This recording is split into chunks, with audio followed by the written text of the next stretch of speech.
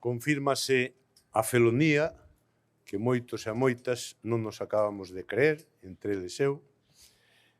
Eu non creía por inverosímil, por ilóxico, dicir, a un ano vista das eleccións, e sobre todo por injusto, porque é profundamente injusto pola imaxe que se está transmitindo da nosa cidade.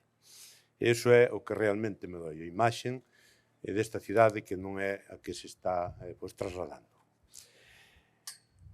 3 mortos, unha trásfuga, son os avales que presenta Candia para asaltar o Concello de Lugo na súa alocada carreira, sin límites, sin escrúpulos, hacia o que realmente pretende a presidencia da Diputación Provincial para montar un feudo personalista, caciquil e anticuado nesta provincia.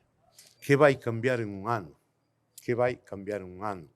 Cando os orzamentos son os que aprobou este goberno, cando os proxectos que temos consensuados, preparados e en marcha son os deste goberno. Non é ese o objetivo é tratar de asaltar o Concello para blindar as eleccións dentro dun ano.